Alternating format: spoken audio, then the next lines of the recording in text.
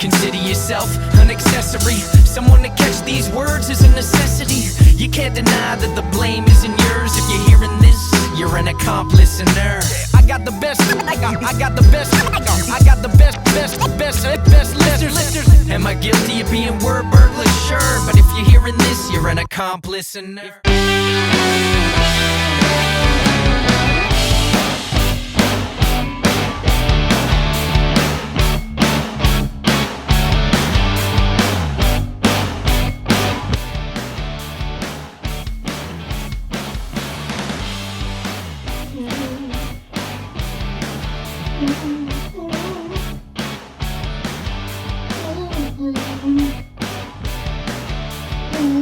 Anyone else going to join me? No? Okay. Hey everyone!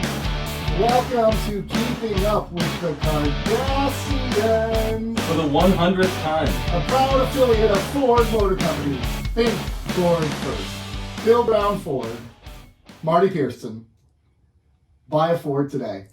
No, I'm kidding, everyone. Welcome to Keeping Up With The Cardassians. This is Nick. This is Rob. This is Joe. And we have a very special episode for you today. Why?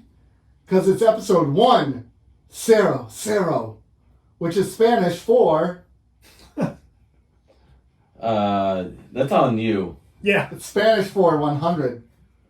Sure Uno. it is. Well, actually, 100 would be Spanish for 100, but that's not important. We're not going to get wrapped up in details. Nick, the Yes. one on the podcast who opens a discussion point and then says, we're not going to get wrapped up in Yeah, we're not going to do that. We're not going to get stuck in that. That's not important. Let's not get in the weeds. Because he starts talking and then completely backs himself into a corner, and then he's like, you know what, we're not going to get in the weeds on this Yeah, one. it's Don't not worry about important. it. Exactly. Why else is it an important episode? This is an important episode, ladies and gentlemen, because we're reviewing the final episode of the series. So first of all, let me fill you in. So on the first half of the show, as you know, we are a podcast. We like pop culture stuff. So we talk a lot of pop culture here. We talk movies, TVs, games, toys, Backstreet Boys albums, you know, all those sorts of things. We talk about those sorts of things in the first half of the episode. Second half of the episode, we dive into reviews of TV shows we're watching. It's been Star Trek so far. And we're in Star Trek Deep Space Nine, and we are in the very final episode of Star Trek Deep Space Nine. We are on episode 25 and 26 of season 7, What You Leave Behind. Technically, I believe it's just episode 25. Nope, 25 and 26 is what they call it. No way. It's 2 hour episodes, always 2 episodes. 175 and Not according. 170 Well, then get your shit together, Paramount Plus. I know, because they Well, have Paramount Plus sucks. They They are bad. they collectively need to get their shit together. Yeah, their app is terrible. So we're going to review that in the second half of this the show today. We're probably going to spend a lot of time focusing on that, I imagine. So buckle up. That'll be a big portion of our show. But we're not going to do a whole wrap-up of the show. We're going to review that episode. We're going to start diving into the weeds. But next week will really be when we kind of go into our big wrap-up of the show, because we're going to watch the documentary, What You Leave Behind. Which was a crowd-funded documentary that happened just not even 5 years ago, right? Yeah, it was not too long ago. Not that long ago. So we're going to watch that. And then in that episode, we're going to kind of go through our seasons, what our favorite episodes were, like the highlights of Deep Space Nine, the lowlights of DS9. We're going to really dive into that next week. And then after that, we got some other exciting stuff. But yeah, so this is episode 100 of Keeping Up With The Cardassians. How do you feel about that, boys? It feels pretty cool, actually. 100's pretty cool. Considering this started off as a total joke in a backyard over a beer. Yeah.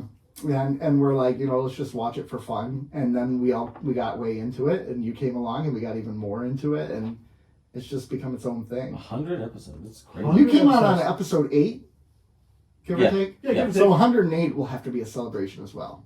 Although with our quote unquote bonus episodes, You've technically done over 100. We've done over 100, cool. but Be cool. Be cool. those aren't canon. Those Yeah. aren't canon. Those are not keeping And up with the those are the Cardassians novels. Those are the expanded universe ones that are now the Legacy series. Is that what Star Wars did when Disney bought it? All the novels were made Legacy series, and none of them matter. Or Legend, I think, is what they called it. Horse shit. So all these really great Star Wars stories were just wiped from existence. Another reason like Heir Disney to is the Empire. garbage. Oh my gosh, Such absolute garbage. Disney's king. Oh god. You're contractually obligated to say that. Think about what Disney has ruined, right? They've ruined Marvel and they've ruined Star Wars. Marvel ruined Marvel. No, Marvel didn't get as bad until after Disney bought it. Yeah. Okay, 4 movies into the 20 they have out. Okay, but think about what some of the worst movies they've had. It's been more recent. No shit. Like Yeah. Possible Elimination, they only released like 4 movies before Marvel got Yeah, and they were great. purchased. And then Disney bought it as garbage. Yeah, Garbage. Winter Soldier was garbage. Disney was before. Winter Soldier was before Disney. You sure about that? Google that. Yes. When did Disney buy Marvel? Fact check that. In real time. Disney bought Marvel That's what we in do, Joe. 2009, 13 years ago. Yeah, Winter Soldier was Disney era. I think it was Disney. 2014. Wow, Dang Nick. it. Check your facts, son. Dang You know it. he doesn't do that. Yeah. Come on, this is 100 Dang episodes it. of him not fact checking. Then why the heck has Marvel's tone changed so... Kevin Feige. Kevin Feige was involved since the beginning. I know, but sometimes you lose your way. I mean, that happens with all shows, right? Kevin Smith. Exactly. But he found It's his... Kevin's. Did you guys watch Clerks? No. Kevin's. It's Kevin's. It's Kevin Malone from The Office. Did he lose his way by season 7? No, he was... Yeah, did you see that pot of chili? Suspect. Kevin McAllister? Yeah. He lost his way. He lost his way by Home Alone 2, yeah. Oh, No, he no. literally lost No. his way. Yeah. 1 and 2 are gold mines. No. And then they got rid of him. Yeah, and then Home Alone 3. So, again, Um, Kevin Bacon. Smith, the Lions running back. Kevin Sorbo, guy's a nutbag. Kevin's Kevin Bacon. not bad, but never as good as people made him out to be. It's just See? you played the game based off of him. That's why. Kevin Costner, yes, his career has declined. Yellowstone would say differently. Oh, but You he can was. decline in peaks and valleys. But Man of you Steel. go from being like the top film actor Robin in Hood. movie. You go from Robin Hood. You go from Dances with Wolves too, and then you go to television and top. Now, of course, times have changed. Television isn't looked down upon it like it used to be, but I still think it's a step down for him. Kevin Durant, Yeah. yeah. Yep. Kevin Hart. Kevin Hart had his big thing, like with his affair with his wife and all that. And he's sort of dropped off. I think we're onto something here. I know. Kevin Jonas. Who? Who? He's a Jonas brother. Oh. Yeah. No one knows him. Yeah, no. That's been his whole life. Kevin Kline. You know, he was an Yeah. actor. Is Kevin Klein? No, that's Chris Klein from American Pie. Yeah, it's Chris Klein. Yeah. Okay. Kevin Kline is His dad? Uncle? yeah, I mean maybe, I don't know. Kevin Spacey. Yeah. Oh, geez. Oh, Yeah. oh Oops. my gosh. We are on to something with this Kevin game. Oh So my if we have gosh. any listeners named Kevin, We apologize. And no, watch yourself. we don't apologize. We're doing them a service. Kevin We're, Garnett. we're alerting them to potential in the Change their name. yeah. Yeah, you got to do something about your name Yeah. Fix it or for your own sake. just don't say we didn't warn you. Kevin Nash. Kevin McCarthy. Oh, dirtbag. Could you ever see a president named Kevin? No. Doesn't it seem like a non-presidential name? Kevin- No. That's President Kevin. Kevin feels like a Karen, doesn't It it? does. It really Karen and does. Kevin? Karen Kevin. Yeah. But it just seems like a non-presidential name, like President Kevin. That's President Trevor. Anyways, we're on to something with our Yeah. Kevin names. There are some really bad Kevins, or not really bad, but Kevins that their careers have declined. So, anyways, This is episode 100, and if you've listened to the previous 99, you know this tracks, this conversation right this here. conversation tracks. We get lost in the weeds real quick. But by accident, we discover some pretty amazing stuff. This is true. This is true. I mean, we didn't plan this, but you know you're going to be researching this at home to try to find a Kevin who's actually started off not great and excelled in their Are there career. any consistent Kevins? I don't think there are. I don't think there's a such thing. Kevin Costner might be the most consistent He Kevin. might be the most consistent. I mean, you could say Kevin Garnett. He's the king of the Kevins. Oh, Kevin. I mean, at the end of his Yeah. career, he wasn't what he was, but Nobody idea- is. Nobody idea really cares. is. But he retired with some championships with Boston, didn't he? I thought he did. Yeah, one championship. One I think championship. he won one championship. That's with right. Boston. Yeah. All this is to say that series typically will start declining with time because you lose some of that creative juice. I can't really name very many shows that ended on top. Okay, now or movies. Can I ask a or question? film series? Can I present one that I don't know that either of you watch, but Seinfeld? No, Doctor Who. This is a legitimate question. Doctor Who is very long, has a long history. Yes. Were there periods? Because I haven't There watched. are periods. There are like dark periods where you didn't like this stuff, but it was mainly related to the actor playing the Doctor. Like they not cast the quality this newer of the Doctor. material provided. Exactly. Like I know when they cast this newest Doctor, which was the female. Initially, people were outraged because it was a female. Blah blah blah. Of course, right? But then the issue became there was too much crap going on in the series that was like they were stuffing in dialogue for social awareness and stuff like that. It felt very unnatural, like kind of sometimes what Marvel has done with their movies, where they cram in. But once they corrected that, people started liking her again, so that had a dip. For the most part, though, there are certain doctors that people love, like Matt Smith. People loved him as the Doctor. I'm trying to. Gosh, I'm blanking on Doctor Who's now. Can I go back to the Kevin thing? Yeah. Is Cartman's first name Kevin? From South Park? Oh, it's Eric. It's Eric. Yeah, Is there a Kevin? there's got to be a Kevin There's in gotta South be a- Park. There's Kenny. Kenny. Maybe that's Kenny. what it could be. Kevin. Anyway, so David yeah, Tennant, David Tennant, Pete Capaldi, Jodie Whittaker. so yeah, you're right. I mean, any series that goes, or any intellectual property that runs that far, that long, is going to have some peaks and valleys. You're going to have some sort of drop off, yeah. Here's what I found. Absolutely. So, all that is to say, I cannot think of many series or movies that have ended on top. Right? Are you MASH. are you circling this back to DS9 or no? This kind of circles back to DS9. Next Generation did. Yes, It absolutely did. it did. Season 7 in general is pretty solid. Pretty solid, yeah. Except for the Sub Rosa. Oof. Ended on top. Ended on top. In what way? Here's what I mean. Creatively or ratings wise or what? Here's really what I'm. Oh, yeah, I mean more ratings. I'm not necessarily applying because there's some shows that did not have the ratings that. So, for example, for me, is Parks and Rec. Parks and Rec, first couple seasons, and give or take, by the time they went off the air, they were hitting on all strides. They were nailing it, and they didn't have to go off the air because they were doing so good creatively. But if they would continue going, I feel like it would decline. Yeah. So it's a show that realized its potential by the end and knew when to get out of the way. Like Breaking Bad was another one. Get out of the way. You know, Breaking Bad is another one. Starts off really slow and then it just amps up. And by the end, it's like every episode you're like pissing your pants because, you know, something bad's happening. Oh yeah, the most anxiety-inducing Oh my show gosh. I've ever watched. So, man, like breaks you out that show by the end. So that's what I'm really thinking of. I'm not thinking of ratings because if you go by ratings, I mean, there's shows. Friends ended high on the ratings, but creatively, Joey and Rachel. Yeah, that come was on, so bro. stupid. Like, Well, yeah, I mean, like they were out. They were out of, they were out of material. They were out of material, You're gonna go, but you're just gonna start recycling stuff. and they at that were. point, Yeah. you're gonna be your audience is gonna realize we've seen this before, and then they're gonna start dropping off. Yeah, and then it was the Ross and Rachel, will they, won't they again? And Right. you know, and then you had Phoebe with Paul Rudd, which is always amazing. I mean, that was good. Paul Rudd, who looked exactly the same. Exactly Yeah. the same. Yeah. So that's really what I'm. Because if we go off of ratings, then you would say, well, Friends. But no, I don't think so.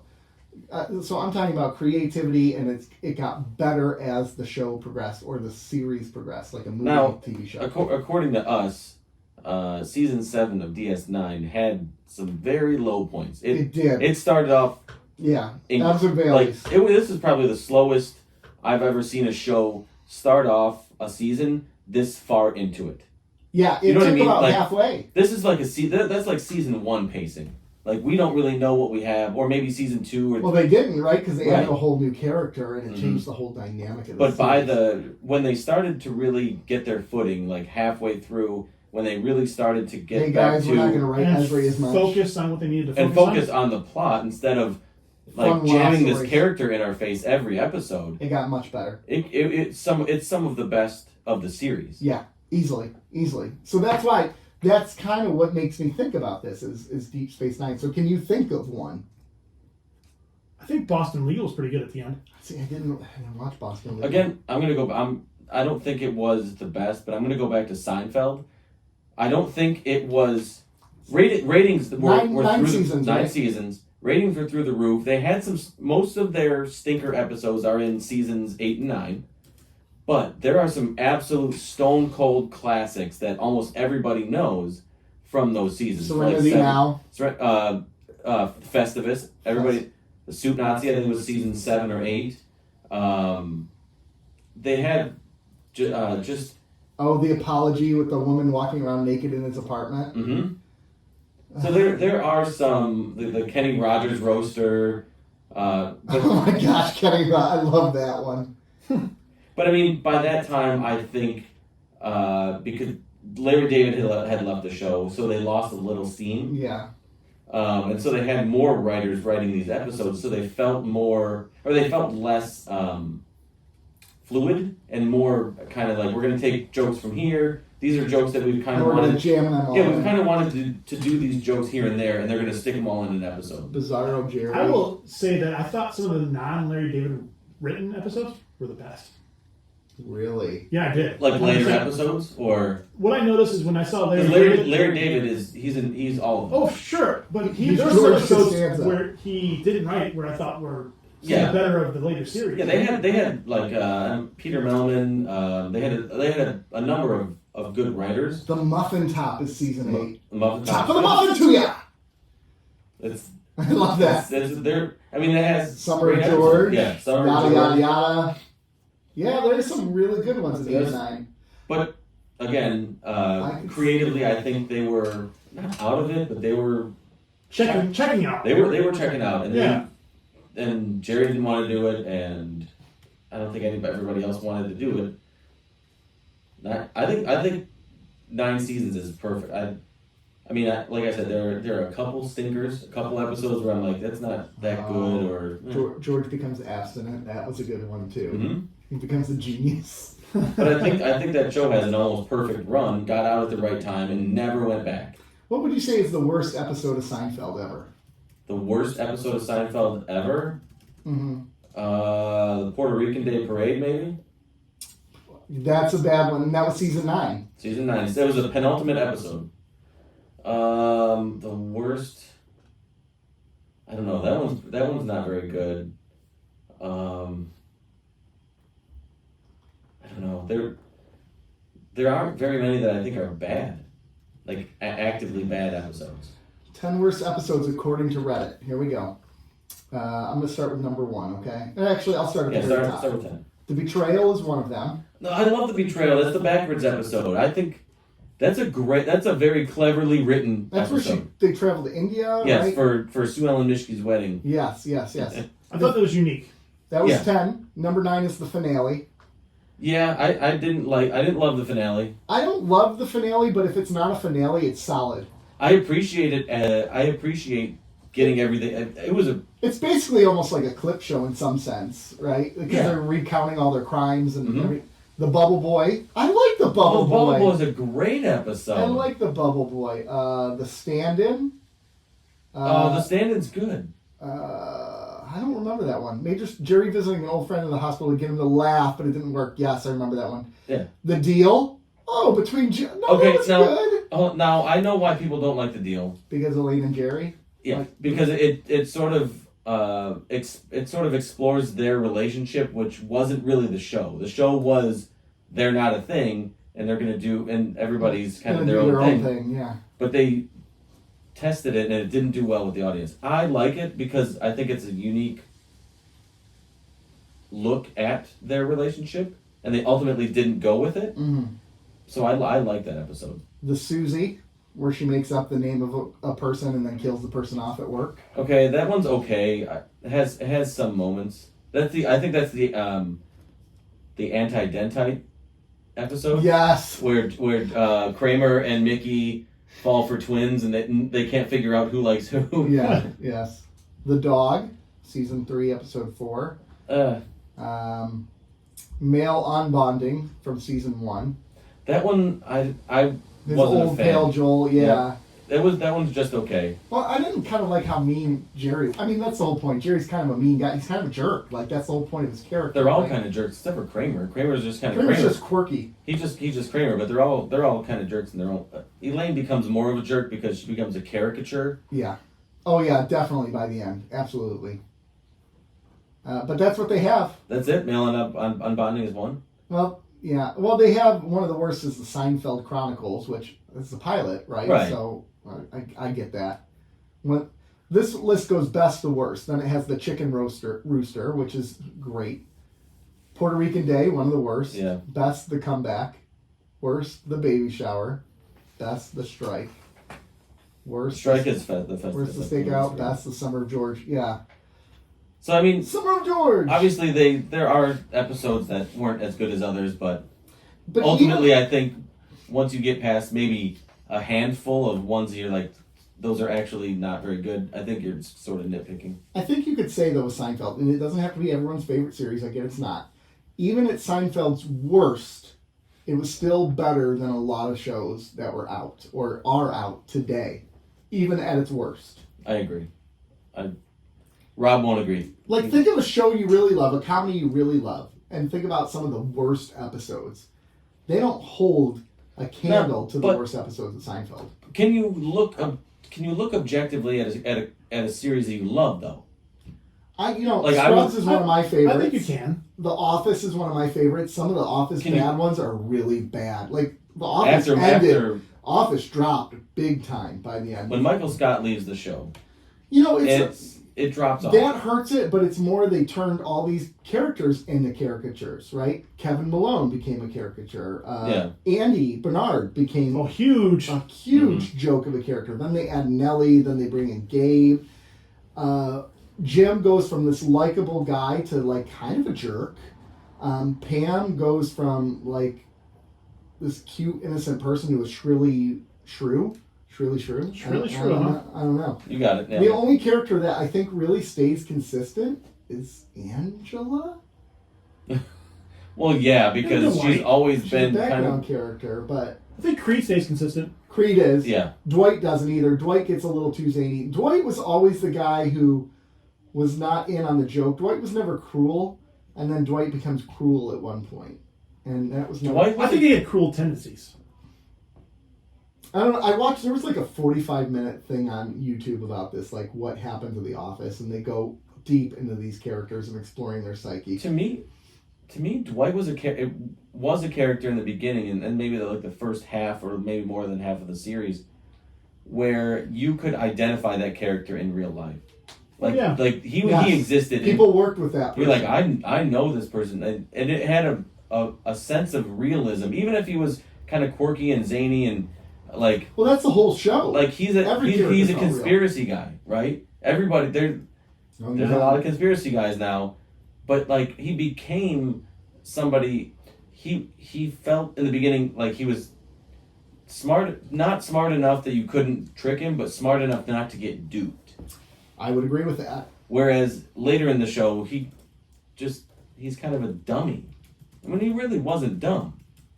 He was gullible because he really believed in some of these conspiracies. He was also a surface level guy. He believes surface level.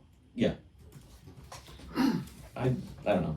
Just The Office in general, though, all the characters initially in season 1 and 2, they felt real. All the characters, even Michael Scott to an extent. Michael gets a little more zany. Michael always felt not real to me. Well, I mean, real, but also there's a slight exaggeration. I mean, that's kind of the point of some of these characters, right? But people have had that boss where it's like, how are you my boss? That was Michael, right? Or you had the zany conspiracy theorist in Dwight, or you had Jim, the guy who swears he's never going to work there. It's only a temporary job, and it ends up being his job. Like, hates the job, but doesn't anyways. The person who's stuck is Pam. You know, like, you worked with people like these. And that's what made the show so popular initially. Actually, it wasn't really popular initially, but that's what made the show relate to people. Like, people invested in it because of that. They invested in the relationship of Jim and Pam because it felt very real.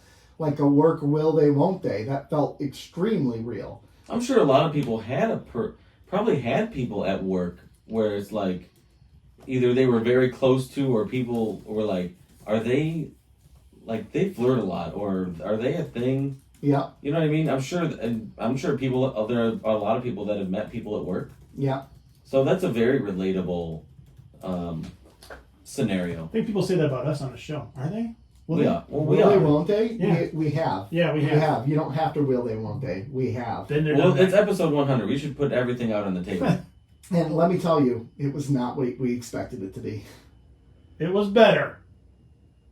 I mean, yeah. We're talking about what, again? The end of the DS9. Yeah. Okay, that's what Yeah. I thought. I wanted to be clear on that. Okay, I wanted to make sure we were clear on that. So, did you have a show? You never mentioned a show that you thought I said Boston Legal. Boston Legal, and you said Seinfeld, and I would say Parks and Rec. That would be mine, or like Breaking Bad, shows like that. I think Rob mentioned one that I don't know that a lot of our listeners are gonna. He said MASH, and I think MASH was very solid throughout. The whole I run. agree. Right. I don't think I've watched it the entire run, like watched it as a series. Yeah. But I don't recall ever feeling disappointed watching that show. My wife had started a rewatch of it a while back. She stopped watching it, but anytime it was on in the room, I never was into MASH that much, but when it was on, I would always sit and watch it and then I'm like, hey, this is actually pretty good, but it's not something I went out of the way to watch. MASH is another one of those shows like Scrubs on a different level where it mixed the comedy and the seriousness of it all very, very, very well. Yes, exactly. And when shows do that, when they can realize that comedy and tragedy kind of are on this very tight balancing act, that's when they can really excel. You think about shows that have done that very well. You mentioned Scrubs did that. MASH did that. I think the best episodes of How I Met Your Mother absolutely did that. Okay. The best episodes of that show when they balance comedy and tragedy. So how many seasons are we talking here for these shows to fit our criteria? Because I have one, but it only went technically I think 3 or 4 seasons. That's okay. The Newsroom. I think The Newsroom was Ended strong? A+ start to finish. I don't think there was a single downer episode. I think the second season was a little weaker to me, if I remember. I can't remember, but again, that's subjective. I don't know. Yeah, Like, even going back to Sorkin, The West Wing did not end as strong as it began. no, it didn't. I mean, a lot of that is you lose Rob Lowe, and it kind of lost its focus. They brought in Josh Molina. It's kind of a step down, unfortunately. Yeah. He even jokes about it. He in his podcast, he talks about the guy who destroyed West Wing. Like, that's what he calls himself. I mean, that was a very solid show for most of its run. It was. Yes, it was. I really enjoyed The Newsroom. I'm actually trying I was talking about The West Wing, but Oh, I The think, West Wing, yes. I think The Newsroom is one of my 5 favorite shows of all time. It's good. Could you rewatch it over and over again? I've watched it 3 times. I can do that with West Wing. I don't think I can do that with Newsroom. Oh, it's Maybe I need to go back and rewatch it. oh my god, it's so good. Yeah. Have you ever watched it, Rob? Nope. He remember Never watched it? he won't like it. I think you would love it. Oh no, he wouldn't. No, I think you would love it. no, he wouldn't. Let's Now we have to have Okay. him rewatch it. yes. God, no, we're not doing that in the show. No, you have to watch it You because have to watch it. I will bet money that you would love it, and he thinks you won't, and I think for the reasons you think he won't are the reasons I know he will. Oh, okay. We'll see. And we're not going to name it. No, because Okay. I don't want to taint. We don't I don't want to do But anything with Rob's we're on the taint. same wavelength You here. want to do anything with my taint? Yeah, we want to leave for the show. We want to leave Tease. the taint alone. We don't want to taint. I think you should watch it. Yeah. So do you have a show you want to trade me? I'll watch a show if you watch You're that full one. of shit. You won't watch any show. I'll trade you a show. Scrubs. Deal. YouTube's all right. I'll watch Scrubs. Wait, If you watch what's the the time? Newsroom. What's the time frame? Yeah, see, I got less time than you, I think. You gotta watch it now, immediately. How about this? But How about we say hold on. by- But it's only 4 seasons, and there's like 8 episodes a season. Yeah, it's fairly Okay, short. that's It's very short. How about by the end of March? March? No, by the end of the year. nope. Dude, End of this year? Scrubs? Yeah. Scrubs is 9 You don't stand a seasons. chance. No, for you, I'll continue. I know I have more to watch. No, because I'm going to string this out because I don't think you'll finish Scrubs. Yeah, let's I say call March. bullcrap. March. How many seasons of Scrubs are there? 9. 8. 8. What? Oh yeah, 9 doesn't 8. count. 8. I'll watch. 8 seasons in a movie. How about this? You count the number of episodes there are in the Newsroom, and you give me those best All right, hold on. episodes of Scrubs, and I'll watch Can we them. not do this on the air, though? It's too late. This is great. This is great material. It's too late. The Newsroom ran for 32 episodes. an exact total of crap. Now Rob's got in my head, and I'm all. It actually was only 3 seasons, Okay. and it is 25 episodes. I was So guessing. a lot of Scrubs. You're gonna need some. I'll watch You it. need- I'll you need- watch it. Everybody calm down. 25 hours of that. How many hours of Scrubs? How many hours of I should have been. It actually is just going to say too many. Scrubs? Too many. That's a D, man. 3 days, 19 hours. Well, it's only like, what's that? 72 is 91 hours. 91. Okay, so that's why March or April would be a good. 91. I'll just binge it in 4 days. Well, here's the thing. I have to watch a show. I could watch it pretty quickly. I have to watch a show I don't want to watch for this podcast here pretty soon. No, Right, two. so you're going to be miserable. You might as well just toss one more. And honestly, I think you will love the show. I think you're gonna love the show you're gonna watch on this podcast. I don't think I'm going to. Well, question: what would you rather watch for the podcast? The Shut Newsroom up! No, or no, Battlestar don't Galactica? answer. Generation. No, don't answer that. I do have one concern about Battlestar Galactica that I'll just name right now. It's not like I was thinking about this with the last episode of Deep Space Nine. Deep Space Nine does a really good job of putting some humor in there as well. There's not as much humor in Battlestar Galactica. It's fairly serious. Okay, that's okay. Yeah, I think it's okay. Yeah, it's okay. Speaking of fairly serious, our commercial sponsors have declared we need to take a quick Yeah, we're getting looks. Yep. We're getting looks from our producer is staring us off screen, saying we need to move forward. So let's take a quick commercial break. We will be right back. And we are back. So we ended this discussion pretty quickly. I think we're okay there though. We don't need to talk. So Rob, just to sum it up, Rob and This is a blockbuster and Joe deal, by the have way. challenged each other on a show watch off, and I just sat in the background laughing maniacally. And you watched. And I watched. Watched I'll watch a show too. If you two can come up with one show that I should watch that you can agree on, I will watch it. Smallville, 10 seasons, 26 episodes a Screw season. that. Yeah. I did not. How many like seasons of Smallville. MASH were there? 50? 100. Yeah. I The mean, Simpsons. I have watched The Simpsons. Oh, Yeah. that We'll tracks. think of something. That tracks. Yeah. Well, my son went through a binge watching it, and it was always on when I was Married in with there. children. I've watched the I don't Married care. with You Children. have to do it again. Love and marriage, love and marriage. Can our next show, instead of that other one, be Married with Children? Go together No, it has to be like a Newsroom. horse and carriage. This I tell you, brother. Nick sings on the bingo board. You can't have one with Did you have anything you wanted to talk about on episode 100? I do, real quick, though. They just Love announced it. they're canceling Stargirl on the CW, and I know neither one of you guys watch it.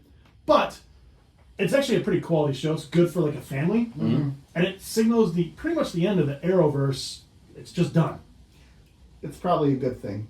The I've heard Arrowverse good- declined significantly. It did, but I've heard good things about Stargirl too. I've heard Superman's pretty good, too. I've enjoyed that a lot. It's been really good. Yeah. I haven't watched a ton of it, just the first season. I didn't watch the first season. Yeah, but I'm liking it so But, far. yes, I thought it was interesting, finally, that after How many big... seasons was it? What, Stargirl? Yeah. This is the third season. It's done after this And season. I don't even think they were like long runs, right? Like 12 episodes or something Yeah, like because it that. started off on HBO Max. I have a real question. Is anything sustainable on CW? Probably not. No. Probably not. I think the only thing that's still on there occasionally is Whose Line Is It Anyway? Great show, Longest but, I running. mean- I love that show. I feel like the CW is like the family network. I don't think it's a family network. I feel like it had a lot of family oriented content. It had a lot of DC The content, Flash Yeah. was the longest running series on CW. and it ends this year as well. Does this mark the end of the CW? Someone else bought it, and they said right now they're keeping the same name, but I do think it's the end of the CW. I don't think it's going to be branded CW for long. Remember when it was WB? And UPN. UPN. Yeah, UPN. that's where Voyager started, was on UPN. Yeah. Universal Picture A Network. Voyager rewatch, Nick? No. I'd rather watch The Next Generation. Could you imagine? I was thinking about this the other day. Could you imagine going from the Deep Space Nine finale to Caretaker 1 and 2? I thought Caretaker was alright, wasn't it? It was okay, but And then the Voyager Premiere. premiere. there just seems to be there's something off about Voyager now that I watch it, like and the way it's filmed, or I don't know. It's just even listening to Ron Moore about when he went over there for an episode. Yeah, and he was like, "No, I'm good. Nah, I don't want to be here." What is this? Yeah, this is crap. Do we want to dive into Deep Space now, or do you have? I don't have much for this. Deep Space now. Deep Space Nine now. I have something for Patreon later, but Okay. All right. Well, so we're gonna dive into Deep Space Nine. We're in our final episode, everyone. What you leave behind. Oh, it's so sad. I mean, what do I even say? I was bummed at the end of this episode. Okay, I feel like I need to eulogize DS9. I know. So now it's time to fight, man. It's time. The invasion of. Is this the last 30, synopsis? The last 30-second synopsis? That last 90 seconds? 30-second synopsis. Here we go. I'm honestly. The war needs to stop, man. The war needs to stop. The Federation is, in the last episode, they agreed that they were going to now go attack Cardassia because all the Dominion forces have withdrawn. So they began their attack, and it's not going well. They're kind of getting their butt kicked a little bit. We're seeing heavy losses. But oh wait, something drastic happens. All of a sudden, the Cardassian ships have switched sides. Wow, incredible. Why did they switch sides?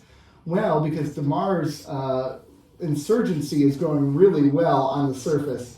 So well, in fact, that they make their way towards the headquarters where the founder and Layun are, and they get there in time, but unfortunately Damar gets shot on the way in. However, they take the founder hostage. But she's like, you know what? I'm going to burn your place to the ground. I'm not surrendering. No ifs, ands, or buts. You can kill me. I ain't going, bro. I ain't going, bro. And then, the fleet gets all the way to Cardassia. Things are going well. So Odo says, let me go over there and let me go talk to that bee. And he goes and talks to that bee and he heals her. He merges with her. He does their thing. And he merges with her. And all of a sudden she's like, fine, we'll have peace. And I will agree to stand trial for war crimes. And all is well and happy. So, meanwhile, on the other end, we got Bajor going on with, we got Dukat and Wynn. They go to the fire caves. They're going to release the Pa Wraiths. And Wynn poisons Dukat as a sacrifice. Stop looking at the clock. This is the final episode. I can't give you more than what I can give you. Almost 2 minutes. Just about. Okay. So Wynn poisons Dukat as a sacrifice, and all the fire wraiths come out. But you know what they do? They don't come to Wynn. They go to Dukat. They possess Dukat, and they take over Dukat, and Dukat becomes all enraged and red-eyed. And Cisco has a vision. He realizes this is the moment he was called for. This is what... Stop sleeping over there, Joe. This is that moment he's called for. So he goes there, and he fights Dukat. Dukat kills Wynn in fire. And then Cisco pushes him over the ledge, and they both die a fiery death. But wait, they don't. Because the second that happens, all of a sudden Cisco's in the Celestial Temple, and he understands his purpose is to be there. So he says bye to his wife, who has a vision and is there. And he says, bye, I'll be back. When? I don't know. Maybe a year, maybe tomorrow, maybe yesterday. I'll be back. And then he's gone. It's very Revelations. It's very, very, very much so. So then all the crew ends up going their separate way. O'Brien goes to Starfleet Academy to teach. Worf is appointed Federation ambassador to the Klingon Empire. Odo leaves Kira, and he goes to the Founder's Planet, where he goes to the Great Link and cures the disease. Kira returns to DS9, stands on the promenade as the station's commander with Jake, looking at the wormhole, saying goodbye. That's the end.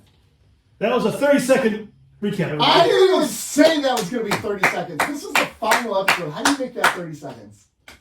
Not cut down whatever you just did. I mean, how do you even do that in this episode, right? Like, I didn't even mention Vic. Vic's in there at some point. Do we care? Do we care? We don't really We care. don't care. I care. Why are they adding a song by Vic in the final episode, though? Because what it full song. Listen, It's I have obvious why they did it is so they could turn Sentimentality. They could turn your demeanor. Yeah. All of a sudden, you're a lot more open to the emotions that are going to come later. Right, because now we've switched, like, this is the point where it switches from we were in war and things were ending to now. Finality. Yeah. And the song was chosen for that reason. So it subconsciously kicks you into I don't like gear. I didn't like it. I'm telling you why they did it. I know. I have reasons why I didn't like it. I don't like. Here's a hot take. Anytime Vic starts singing, fast forward, fast forward, fast forward. I don't want to hear it. Oh, you don't like fun. That's trash. It's track. Well, that wasn't fun. That was depressing. It was fun. It was just not a good use of their time. No, it wasn't a good use of their time for the final episode. And the reason I thought it was not a good use of their time is because I thought they wrapped up a lot of things a bit too quickly. A bit too quickly. And how dare you? How dare you? For Worf's final visions as he's leaving. Focus on Ezri. Yeah, that's right. Another shot at Jadzia. That's right. My best moments on this station where I was upside down and captured by the freaking Dominion. There are behind the scenes notes on that. I can imagine there are. I guess the producers allegedly went up to Terry Farrell's people and said, we want to try to work you into the show somehow. They couldn't come to an agreement, and they said they wanted to use her image, but it would have cost them money that they didn't have.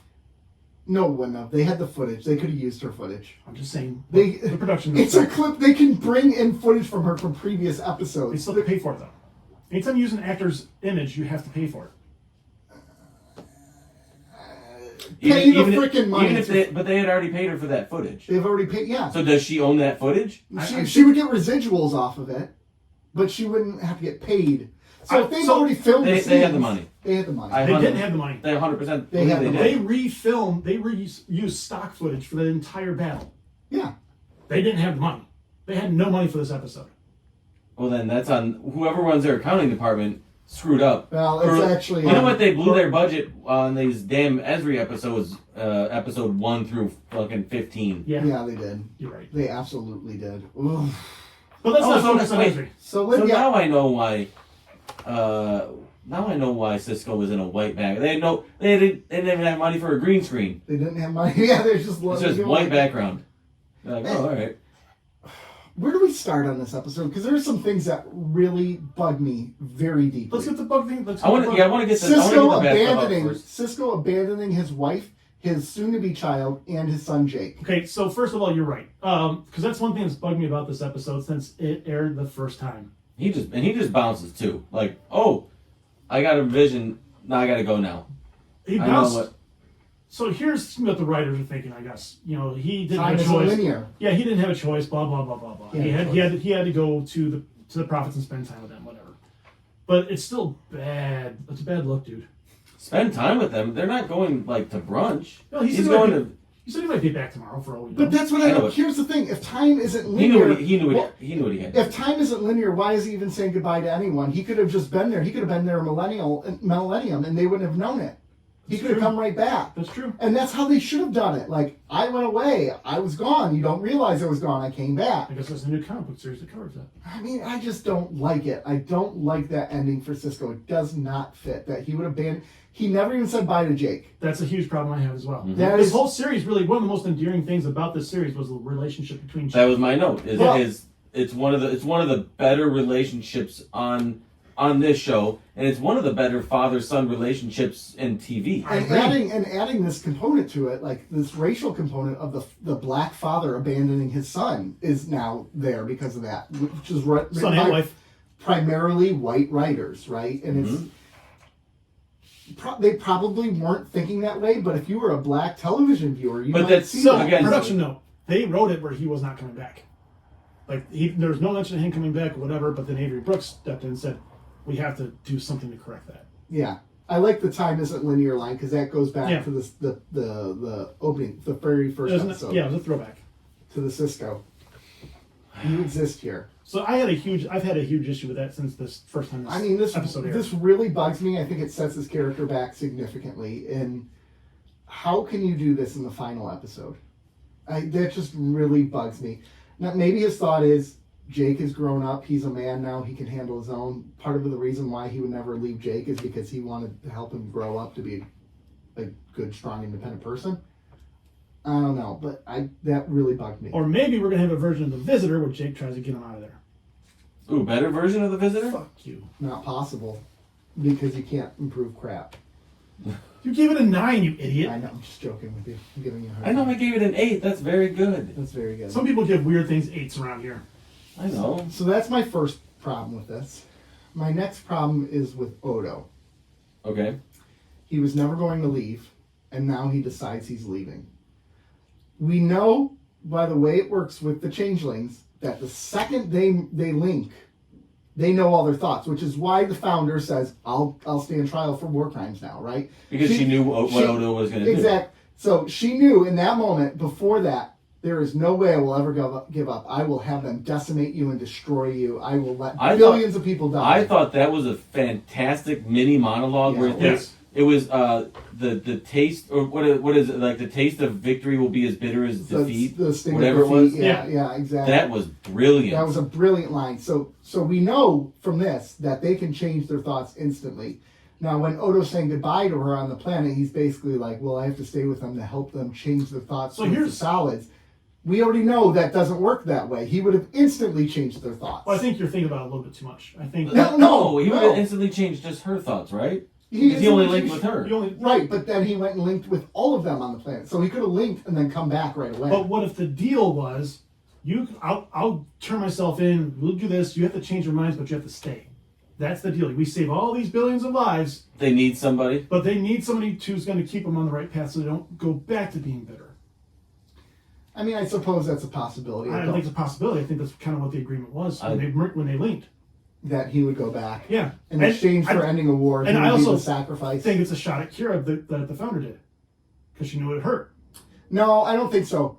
At this moment, because they linked right in front of her too, and we know linking is very. It's not necessarily equivalent to sex, but it is an intimate act. It's deeply intimate. It's very deeply intimate, and to do that in front of Kira, like I was like, there was a little shade there. Yeah, I think that part, like that whole.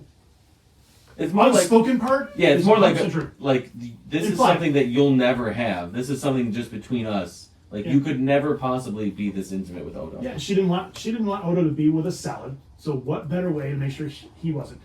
Make this deal, end the war, turn herself in. You go back to the founders, which is that might be just. I see where you're coming from. I see how that could be, but I don't think that was the intention of the writers. I think it's the intent 100%. Oh, I don't. I 100% think it was. No way.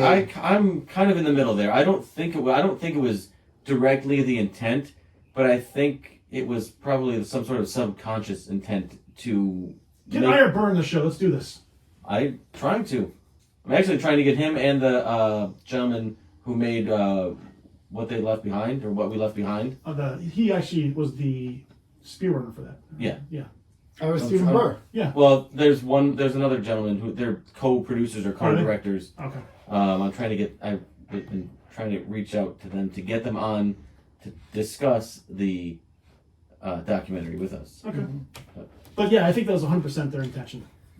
All right. I mean, I could see zero doubt in my mind. I see where you're coming from. I think part of that act of linking was that he has completely changed her mind on everything regarding the solids. I don't think so. Oh, why else would she stand for war crimes? She went from. Yeah. Okay. Well, she wanted to save her people. I guess. But yeah, she wanted to save the people. I think then that goes more to Rob's point. I think when she decided to link, she was still had the hatred towards the solids, right? That's right. So the bitterness was there, like in the beginning, and then once she linked, it all went away. That's what I'm saying.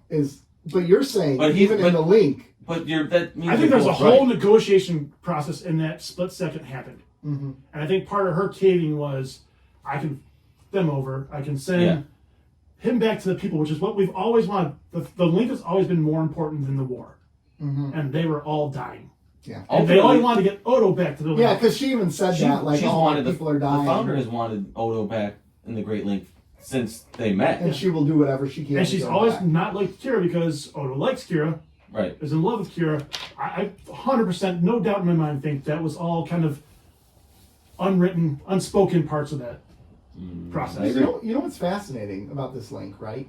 The founders at this point did not know that this disease was created by the Federation. Correct. When she merged with Odo, she would have immediately found that out. Yeah. Mm-hmm. To me, that would have almost been the point where it's like, I will kill every single one of you. I will take you down with us. We're going to fight to the bitter end. At that moment, of course, Odo has the cure. So she could even be like, let's get our people cured and we're going to be back in 10 years to kill you now because you have something. Which is why Odo is staying with a link to make sure that doesn't happen. Interesting. Okay. Ready for my next point of contention? Sure. The Pa race story. Yeah. Ducat's whole end with Ducat. I like Kai Wynn going back and forth, like hating him, and then she kisses him, and then all of a sudden he's the sacrifice. Like Well, this is her character. Yeah. This is her character, right? She will use anyone for gains of Yes. power, and she goes out exactly how she deserved to go out in some sense, right? She betrayed the prophets, thinking the Pirates would save her, and the Pirates don't care about her. Because like Space Karen, go bye-bye. Go bye-bye. But like that whole thing with Ducat, I wasn't a big fan of that. I do like how the end came down to Ducat versus Cisco. Yeah. But it wasn't really Ducat, it was the Pirates. It was Ducat influenced. Do you think that scene inspired the Obi-Wan Anakin scene from... I have the high grounds! It was very reminiscent of it. It And was. it predates it by 6 years. Yeah, it does. 7 years. With Ducat, I think that 6 years. like when you kept on getting fooled by Ducat and you're like, yeah, he's totally a good guy. Never now. happened. Okay, fair enough. I think this did cheapen that a little bit, and I do think the ending was a little abrupt how it happened. Yeah, yeah. They do that with deaths. Yeah. Very abrupt. Yeah, they don't really know how to treat deaths very well in this They series. just boom. Of major characters. Although I'm cool with the way Wayne died with. Oh, that was badass. That was great. Derek's like, you. And Yep. then she's just like, oh, it's a pity you did that. He was the last clone. That was a great scene. That was a... Yeah. And there's just no emotion for her with it. It's so funny because she's like, this is the only person I can trust, yet she just hates everything about him. Like, just constantly insulting him and ripping it. It's just wonderful. Oh, I loved it. It's kind of like you guys with me. It's true, you dirtbag. Go to church. You will, tomorrow. What, were there things in the episode you didn't like beyond what I mentioned? No, I think you're pretty spot on. Yeah. Yeah, I don't know. I thought the pacing was weird to me. It was. So like in the beginning when they're really focused on the story, ending the war, that sort of story, the war story, right? Because there's really two stories here. There's the war story, and then there's the prophet story. Yeah, and they didn't want to end on the war note. They wanted to end on a different note. I thought they shouldn't have. I liked the war story. I thought it was the better of the two stories, more Agreed. compelling. I thought they could have mixed in the Pirates, or the Pirates story a little better, and then ended on the war story, because the war ending is seemingly more joyous, right? Yeah. And it would, to me, would be a better send off.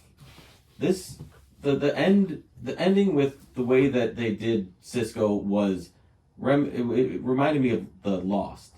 Okay. You know, the Lost finale. It's Oh, like, yeah.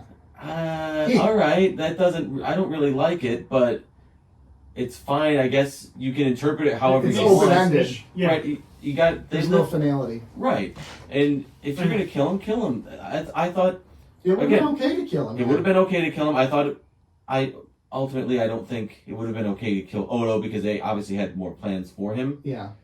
But I thought they could have gotten away, if they could have written it a little differently, they could have gotten away with killing Odo when he was sick. They could have gotten away with that, but they could have gotten away with Cisco, and then they could have found a way to bring him back to the station so he could say goodbye to everyone as he's dying or something like that, and give a big speech about how he exists in all of them. You belong. You exist here. And a couple things I And didn't bring that all around. You exist here in this moment now. like the Take whole O'Brien storyline. Like that came out of nowhere. It Yeah. did come out of nowhere. By the I way, didn't like it. And it's like, okay, they only I see introduced we're that 5 gonna episodes bring ago. everybody back, right? We're gonna bring Keiko back. We're gonna bring the kids back. I get it. That's fine Huge because guest staff or guest cast. Oh, it has to be. But I mean, here's the thing: they didn't do anything with Keiko forever. Yeah. So could they have saved that money and maybe Brought spent back, it yeah, a little better? They knew what they were doing. I still go with they were still bitter and angry with her. I think this was a slight against Terry Farrell. I think it might have been some of that, but I also No, I think it was at you. Just how you are so sure about Well, here's the thing. I think I'm sure about this. Again, I think you're both right. I think they did go to her and they wanted to do that, but I think the Okay, slight. peacekeeper. Hold on, no. But I think the slight is we're not going to pay you. I think they could have. Gotcha. I think the slight is we're not going to. that's fair. Whoa. Gosh, they're assholes. In my opinion, that is almost exactly how I think it played out. But here's the thing: we can be totally wrong about this, but they're still assholes because the fact that we're even thinking about this tells us how wrong they handled this. We think it, so that makes it reality. So the way that we're saying it now is exactly how it happened, unless somebody wants to come on and tell us But different. here's the thing: like this would all have been mostly Ira Burr, right? Wouldn't it be great to get Terry Farrell But on then there they and seem be to like, have "Can like you a trash decent talk?" relationship. Her, I don't think Terry it would be Farrell. mostly Ira Burr. I think it's Rick Berman? Rick Berman. It's Berman. Yeah, I think it's Berman too. Because Ira Burr has come out since then saying he was kind of handcuffed in a way to what Berman was doing. He not throwing Berman under the bus, but saying, yeah, I made some mistakes. I could have done things better, but ultimately it wasn't my call at the end. It's Berman, and most of the issues here, especially with the Terry Farrell thing, are Berman. Okay. It would be so nice to have an off-the-record conversation with women who interacted with Berman, like with Jerry Ryan and Terry Farrell, and just be like, was he as big of a dirtbag as we've heard? Well, I don't think you could interview any from Deep Space Nine in that aspect, except for Terry Farrell, because they're pilot. Like, who is this guy? Because he pretty much left them alone. Yeah, I know, but that's what I'm saying. Like Maria Sirtis or something like that. Yeah, to talk to those. You know, if we did a Next Generation rewatch, we could really try hard to get those guys. We are going to do a Next Generation rewatch, just not right now. Oh, so Gosh, back dirtbag. Back to the boys. Back to Miles and I like and Julian. Yeah, I appreciate their relationship. I appreciate what they did with them. How their they send off to each other. It was very and we well done. got the GIF hug, the hug at the end. That is, if you ever look up DS9 hug, it's those two. That's whenever I use a GIF for a hug on Twitter, it's always that one. And I'm like, oh, I spotted it. I spotted it in the wild. But like, I didn't like that. Automatically, he got a hug or he got a job promotion.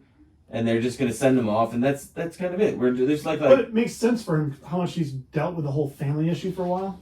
It does make sense, but you can't introduce it in a 10-second scene in the final But you're good episode. at 10 seconds. It should have been introduced at the beginning of season 7, and it could even have been dropped in passing. It could have been like, "Oh, I got this offer, but I'm not going to take it." And how many Esri episodes did we discuss where they could have used a B story, or they could have used something? All of them. I know, but they could have used something to just add a little bit more, so it's not Esri. They could have done this and like, oh, he's, where's Miles? Oh, he's off. He's off on Earth. He's interviewing for. They could have been like, Keiko moved to Earth. He's really struggling with it, just like she had moved to Bajor, and they struggled. And it doesn't have to be like a big plot thing. It could have just been maybe mentioned once or twice to lead up to it, and then you pay it off. Yeah. Instead of, oh, by the way, Keiko hates my toys and we're moving to Earth. Didn't they have one? Was that this season or last season where they had one episode where they said he was off planet? He was off at Earth visiting somebody.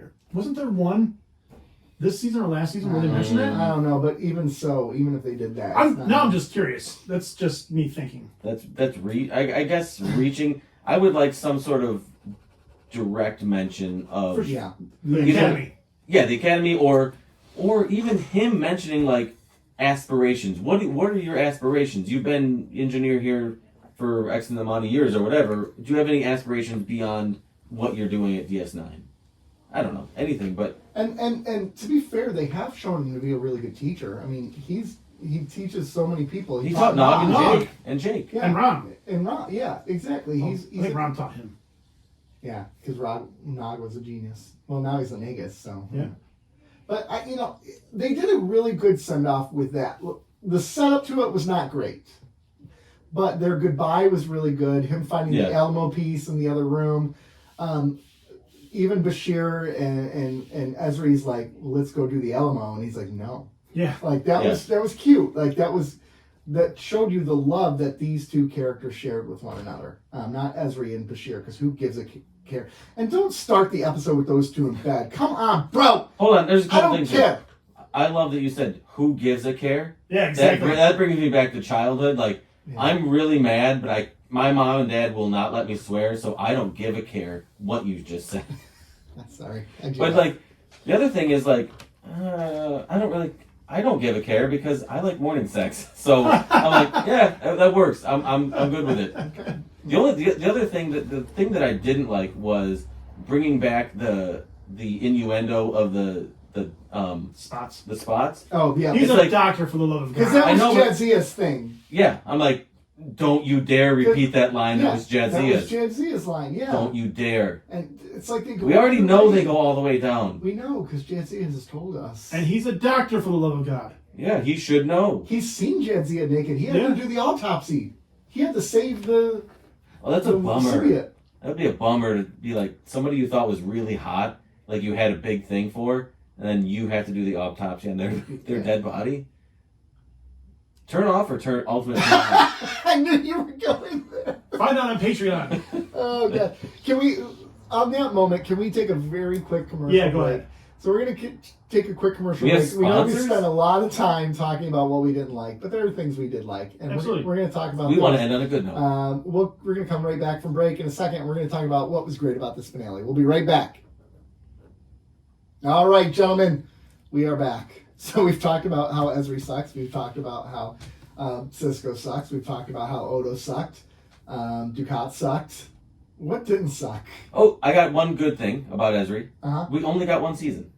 That's true. What? And you know what? Her little relationship with Worf that spanned like the last 2 or 3 episodes It was was cute. a little fun. It was kind of cute. It was fun how it Like he's still going to kill Bashir. I like that. yeah, it was like I thought that. I liked that line.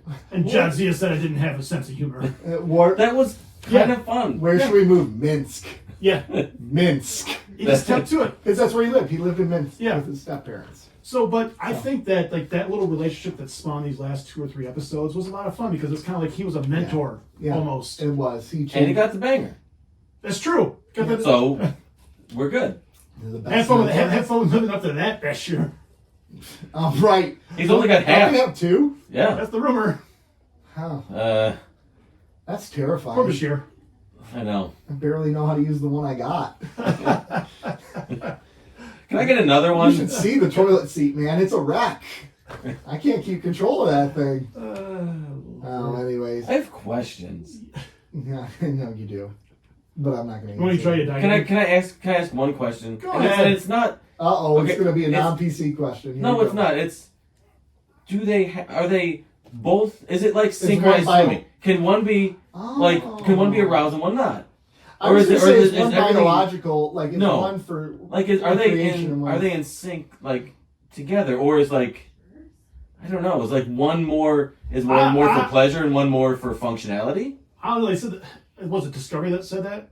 Do they have 2 bladders? I think it was Discovery that said that. So I'm gonna guess it meant the Ross, Oh, yeah, it was Discovery. the Ross version of that. So they're both ribbed Oh my for her gosh. pleasure. Discovery gave us a clear No. sex scene, Okay. too. Yeah, I forgot that was about rough.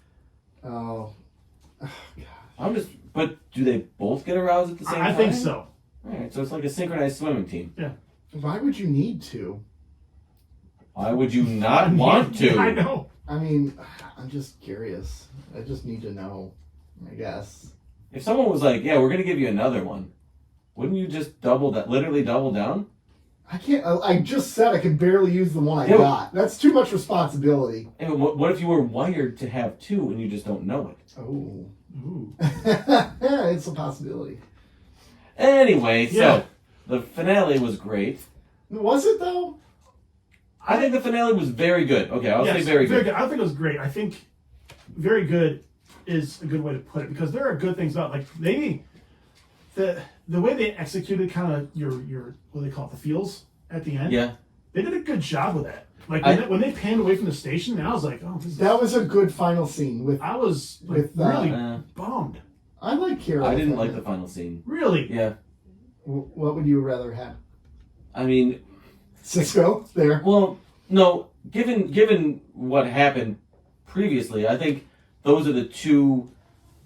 Jake represents Cisco, represents the family, right? Mm-hmm. And then Kira she's obviously the commander, The or future. the future of that station, Yeah. but she was a character that really went through a lot of emotions the entire series, a wide range of emotions. I would say she's kind of the lead in this series in hindsight. Like looking back to everything, like it was her journey I think she's just as much as it was Cisco's. she is a solid rhythm section to a band. Mm, Like it That's a good just way of putting it just keeps everything going. yeah. She's the I don't know about the moral compass, but she is No, she was not the moral compass. She's like the center of that show. Nor Like was Cisco. Who is the moral compass? Bashir? Bashir. ironically, I think it's Bashir. Yeah. Like Yeah. Interesting, actually. Nice. He wants maybe to kill people. Yep. maybe Odo. I think Odo was. Yeah, because his moral compass was justice. Yeah, I Odo did some things, though. Not But I really. think he always justified it. Yeah, that's true. I think he always had That's a good point. a discussable justification for the reasons he did the things he did. Yeah, I think over the course Bashir of was show. the most next generation part of the Federation of the group. That's true. That's true. I like the final scene. It wasn't as emotional as the rest of the. So I would have gone a different route with that final scene. That final scene I would have Blow made with her and Quark, where Quark, she's like, "No more betting." But then as she leaves, Quark says, "Okay, no more betting," and then he'd go up to Morn and be like, "Okay, what are you betting on?" And then that could be the final scene because it shows all the things change; they stay the same. Yeah. right? I think they want to show that somber tone with Jake looking at his dad to kind of close it out, representing to system. show Yeah. them that his dad has abandoned him. I've abandoned my child. There will be blood. Weird movie. Yeah, that was I wanted to watch that again because I don't think I was in the right headspace to watch it the first such a time. weird movie. Either that or it was too weird to get. I've abandoned my child. I drink your milkshake. Another one is No Country for Old Men. I want to watch Oh that one gosh, again. yeah. That coin flip. Ooh. Anyways, Damar. goes out as a martyr. He goes out as a hero, yeah. I He mean, goes out as a hero. Interesting. another cat that had a great kind of Yeah. character arc. Can we talk about how he didn't have the charisma to be the leader of the Cardassian people, though? Because I feel like he was kind of a wooden actor overall. When For not him as an like he acted just fine, but the character was wooden. I would argue that when he was doing like for Cardassian, that kind of stuff, yes. But I think the more subtle stuff, he did a very good job at. I think he was getting better, and the reason I think he was getting better is because he was under such a stronghold with old Cardassian leadership. I don't Yeah. think he really knew how to be a leader. He knew how to be a sideman, how to be somebody who was So a the yes side man. piece? Yeah, how to be like yes, let's do this. That's a great idea. Even in his mind, he's like, what are these guys thinking? Like, this is stupid. Right. I think he was starting to come a little more into his own. And I think with a little more time, he would have been, I think, a great leader for New Cardassia. I think in the last episode, they kind of really started to morph his mentality where he was like, even when he talked to Kira this episode saying, we owe this all to you. Mm-hmm. I think that he was becoming around to being that potential great leader. I agree. I think, And I also think killing him was kind of necessary. yeah. I like that they killed second tier characters. I do like the idea that all of old Cardassia was essentially wiped out. Man. I feel like that was part of it, showing the devastation. Dominion was pissed. There's like 800 million deaths. 800 million people died. When they said that, I was like, it took me a second to compute 800 million. That's a lot of. I mean, that devastate. Like, you know, it's so funny because the whole series is about Cardassia striving to be this world empire or this global, universal empire, right? And they withdraw from Bajor and they have dreams to go back, and they side with the Dominion to become this superpower. And the irony of it is they're reduced to less than what Bajor was by the end. Like they're not even near what Bajor had a better infrastructure. Garrett said someone call it poetic justice. Yeah. And he's right, but the emotion from Garrick in this is great, right? Like, he's back to Cardassia, but he's not back. Like, it's gone. What's left? But His little monologue about going back to a Cardassia that's not there anymore. Yeah. Like the whole thing was like he wanted to be unexiled, right? He wanted to go back home. He wanted the people who exiled him to say I was wrong, right? And now they're all dead. He also wanted to kill him. Yeah, but he wants to hear them say he wants the satisfaction of hearing. He wants to be exonerated. Yeah, exactly. And now there's no reason for that. There's no one left. Like, he can just come back. Everyone in power. But it's like it's unsatisfying. It's unfinished business. It'll always be. So is Garrick in the cabinet to run the planet now? Elimination at that point. How many people are left? Yeah. Well, what was There's that's a dozen. a good question. There's a dozen, and what? I mean, how many make it? 10. Let's say 10 make it. There's a dozen Cardassians left. Who are going to be the 2 that are out? What was it? So the population of Cardassia Prime was 7.9 billion. Oh, they got tons of people left. 7.1 billion people left. They're fine. Can we talk also about how the Vulcan's planet is named Vulcan, and Romulan is Romulus, Cardassian is Cardassian Prime, and Earthlings. I mean, they're called humans. Can we just talk about that? General audience is dumb. Yeah, I actually agree. Why? What? Yeah, I agree. That doesn't matter. What? It's easy. Yeah, it's general audience is dumb. I'm just saying. I mean, Klingons have Chronos. Please don't. Yeah, don't waste your time with that. I will waste my time on whatever I deem fit. So let's say we. We're wasting our time on it, aren't we? Nope. Let's say Venus is inhabitable. Venetians? They're Venetians, right? At that point, maybe because we have like a fairly unified. What would you call language. Mars and Martians. It's been around forever. But there's no Martians on Mars. But been saying it for years. Oh, you don't think there's Martians on Mars? What about Jupiter? Jupiterians? Yeah. Jupiters. Jupitans. There you go. Uranus. Urani. I think people from Uranus should be called dingleberries.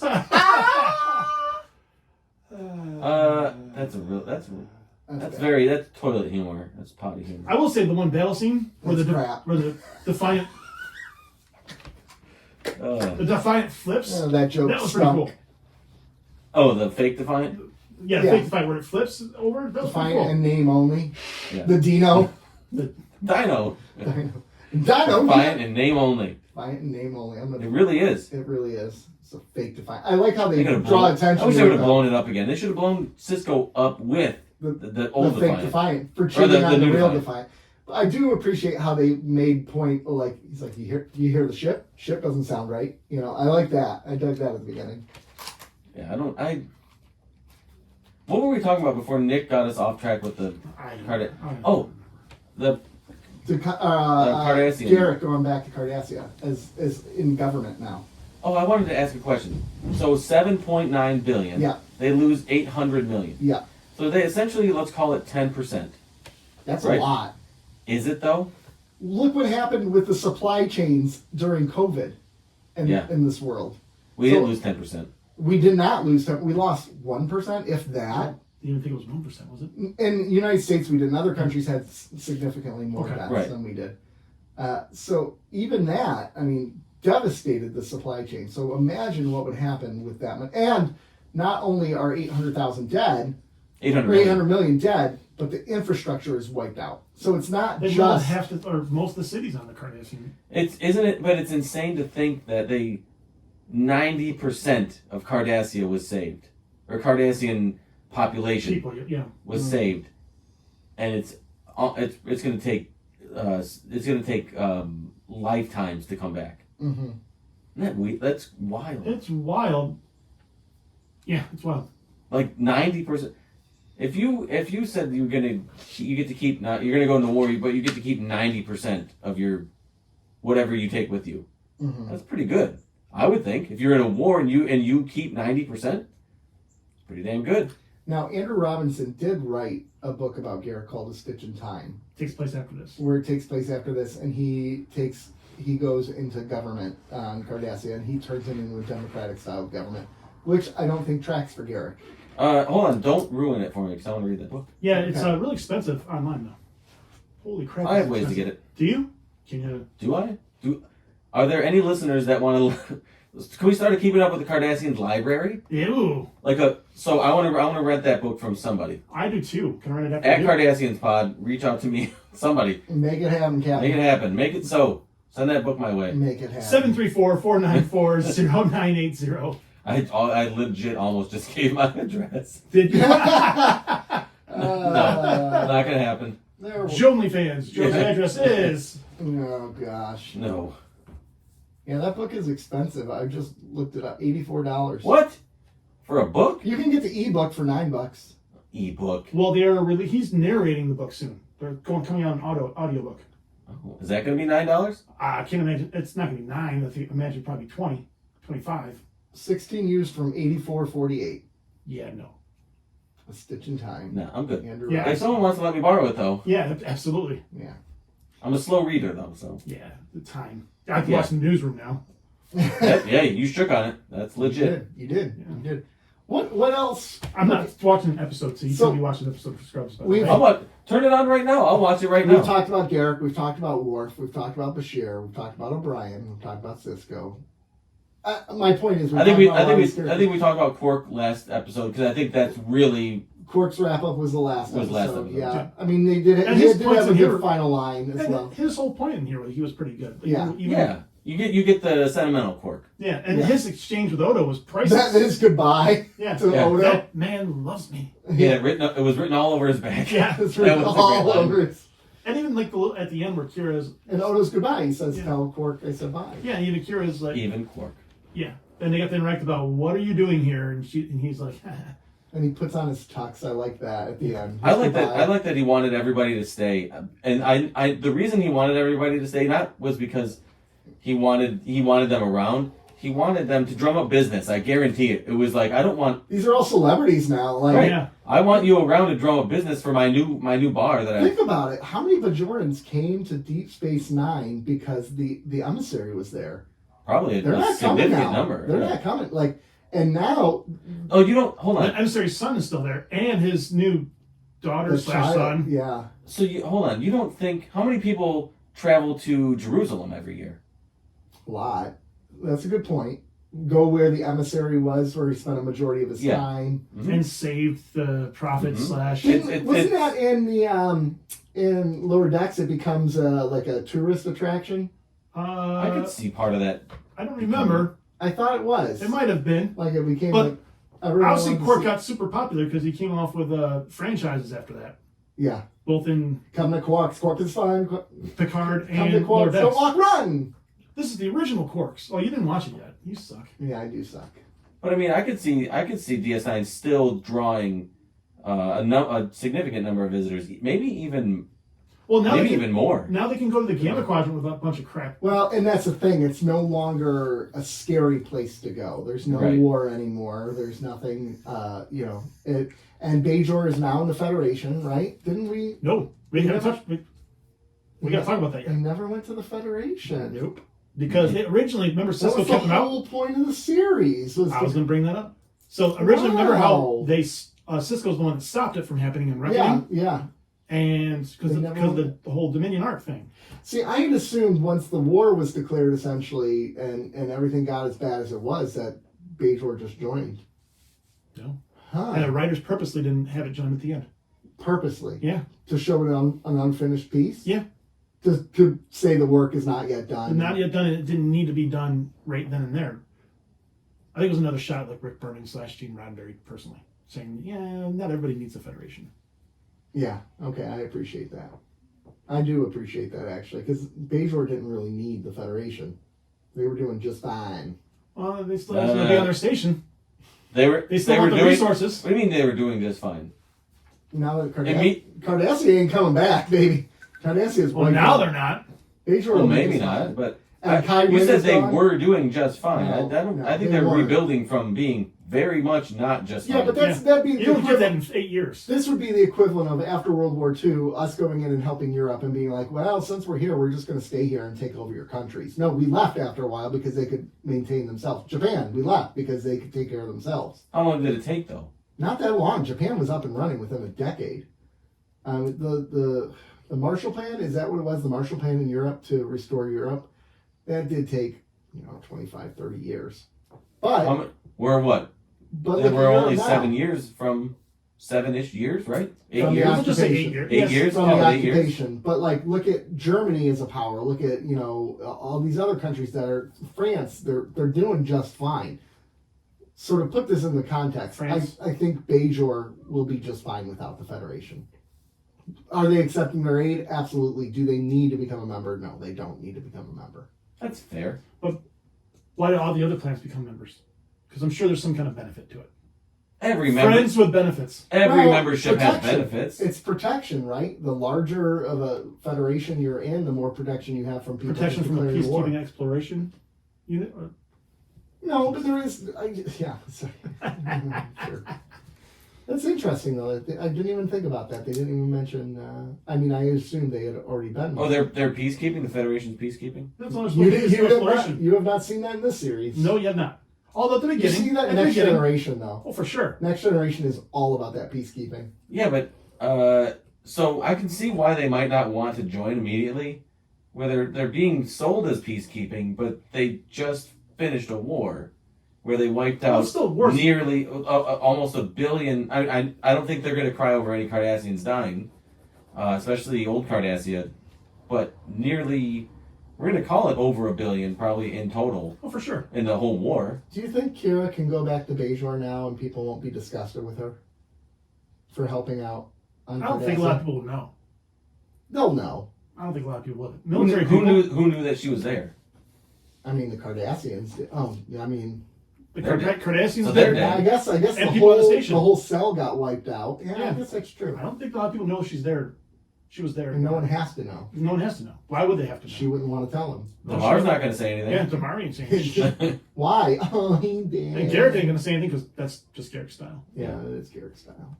Even the lies. Even the lies. Even the lies.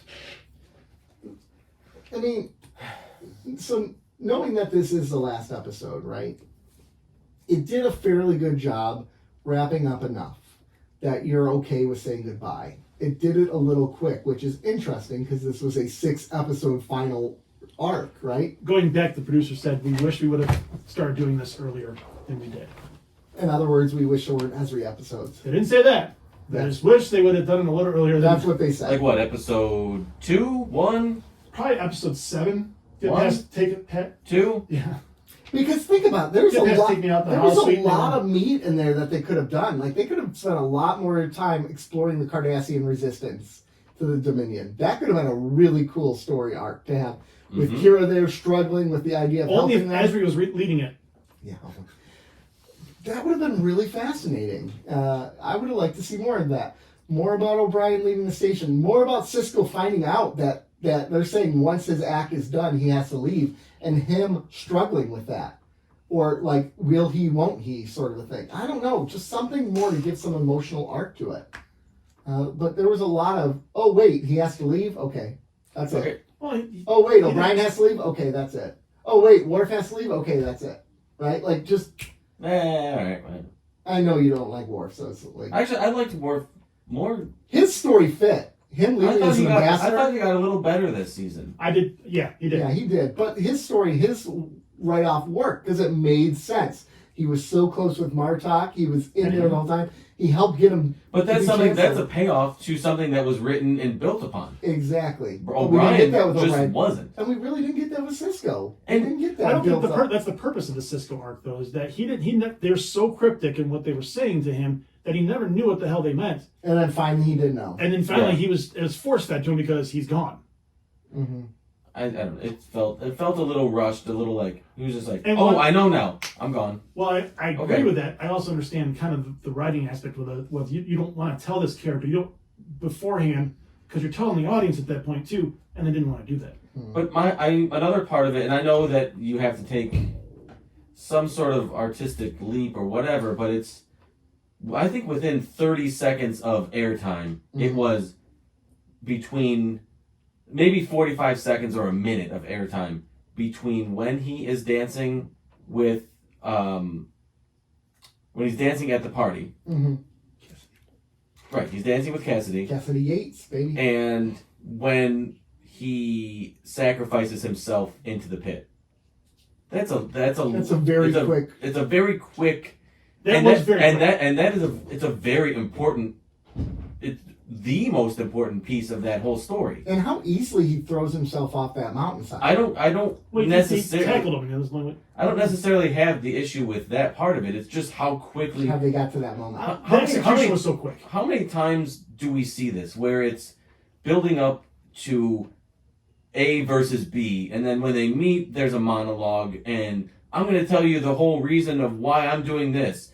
And here's the reason I think you're wrong. And we sort of have this back and forth for 3 to 5 minutes, and then it ultimately comes to an end. Mm-hmm. This was 60 to 90 seconds of Network I'm having. but it just felt To way Nick's point, too rushed. And to Nick's point, having those 5 episodes back that kind of maybe paced it out a little bit better Yeah. would have been nice.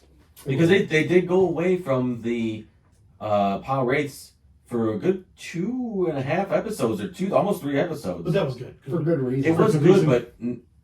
but now that I see how they paid it off, maybe I wanted introduce it an episode before and sort of flesh it out a little bit. It would have been nice. I mean, we've kind of known that the Power Wraiths were evil. It would have been nice to know that Cisco knew something more was going on. We never got that, right? It was just them conniving behind closed doors. That's how conniving's done. Huh? That's how conniving's done. That's kind of how you do it. That's how you I connive. know, but it's the Cisco. If you connive and it's out there in the public, But it's Nick's not very conniving. Nick's never connived before Yeah, that. that's true. Yeah, conniving is not my strong suit. Yeah. You don't connive with an open door policy. That's just not how you do it. Can we use the word conniving more? That's I just think called, we've used it we just said conniving. New probably. listener shot game. When we say conniving, you take a shot. Oh, we just killed every listener. it's unfortunate. So how do you guys feel about the way that this war was wrapped up? I hate the stock footage. Oh, I don't care about stock footage. I I'm fine hated with the stock footage. I want it remastered. It's brilliant. It's beautiful footage. I think it's a little, again, too neat. This goes back to the whole, all of a sudden the Dominion is turned against Cardassian and is bombing the heck out of it. Again, we go from, okay, let's make them punish, and it goes all of a sudden 800 million dead in the course of what? Like, we have no reference of time here. How long did this take? If you have starships shooting down a planet, it's probably going to happen pretty quick. But why were they attacked? They were being attacked by the Federation at that point, too. So they're preparing for the Federation to invade. They're preparing for the Cardassian, or the fleet to be there. Do they really have time to exact that much damage? So there's some things that don't track. It's a little too neat. It's a little too, wouldn't it sound great if this happened? So let's just make it happen. We tell, we don't show. And I think that's the problem. You're supposed to show, not tell. It is called show and tell. Mm-hmm.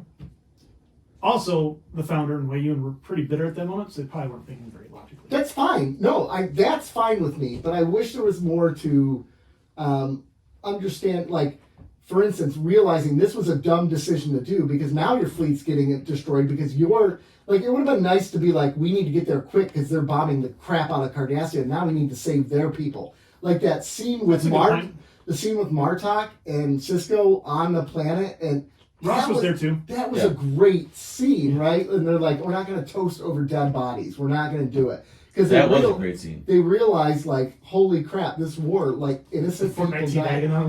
Almost, there was not enough focus on the innocent lives that were lost here, right? It was too neat. It was too neat. That was Martok was teabagging on him. They did build up to this final showdown in some sense, right? We've already talked about the Dominion withdrawing their line to shorten up their supply lines, but we were never under the impression they were really significantly losing this war. And we were also under the impression that the Cardassians were really not that important to their fleets anymore. Right. And now all of a sudden they were. Especially since the Breen came in. Yeah. They're like, well, we got the Breen and we have... Well, they're still in Cardassian space, so they're still going to have a ton of assets out there. But, I mean, we were led to believe that the Jem'Hadar and the Breen were like the muscle. Oh, for sure. This is what's going to win us the war. Yeah, the Cardassians are it's inconsequential. It's numbers. Right. It's a numbers game, right? Right. So when you flip those numbers, it turns the tide. Yeah, I just never got the impression that they were losing the war this badly. I thought it was more of a strategic. They're taking strategic losses. Yeah, I was thinking this was we were in like no man's land now. Neither side is winning. It's just terrible for each side. Yeah, I could say, I get that. So who won the war for the Federation Who side won for the good guys? It sounds like the Cardassians turning. Was it, or was it Odo? Do you think Odo won the war? It was Odo won the war. Odo won the war. Which is really poetic justice considering how much distrust the Federation had towards him. I mean, and they didn't want to give him the cure to give to his people. And, Ooh, I got another question. Yeah. But is that just dessert right there? I don't know. I have another question because when Odo is going to talk to the founder and he's talking to Kira, Mm-hmm. And Kira's like, I don't trust her, right? I don't trust her intentions. And Odo says, do you trust me? Kira takes a very, very brief second and it says, of course. Do you think that was genuine? Do you think she trusts Odo? Like, absolutely. You give her truth serum and she has to tell the truth, like the movie Liar Liar, which is a great documentary. It is. I think we should review that instead of the other show. Here's what happens. But do you think she actually trusts Odo? I think she takes a second because she takes inventory on the things that happened in the past, like the time where he's like, it's going to be okay, and then he disappears having sex with the founder in his room for like ever, 7 right? As episodes. bad things happen. I think she's thinking of that and being like, this isn't the same Odo. Absolutely, I trust him. You know, you can still be like, well, you did some crappy stuff, but you're I not think that the way person. she delivers that, of course, left a little doubt in my mind. No, Fair. I just think she's taking inventory. I think she 99% trusts him. Which is why she's like, okay, go. Bro. I'm going to hook up And with she another Vedic. I know. Because Bajor... She's waiting on the Kai. She's going to hook up with the Kai. The next Kai. Who's the next guy? All right. I wish they would have announced the new Kai. What if the Kai's last name was Cobra? That would be Kai awesome. Cobra? Because they use their last names first there, so it would really be Cobra Kai. The Kai's a title. Yeah, but it wasn't Win Kai. It was Kai Win. Yeah, but Winadami. Winadami was her name. But her last name was Win. Her Well, you don't take first the name Kai as your name. Shut up. Just go with the flow here, bro. Gosh. Fine, whatever. Oh. Anything else we want to talk about in this finale? Okay, last thing. All things considered, do you think the war was a victory?